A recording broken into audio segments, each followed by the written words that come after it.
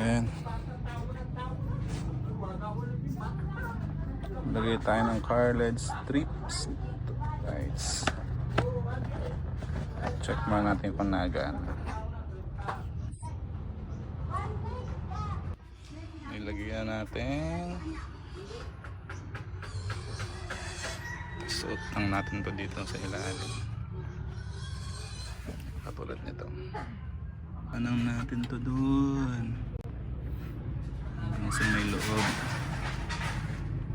Tapos dito natin siya daan sa ilalim.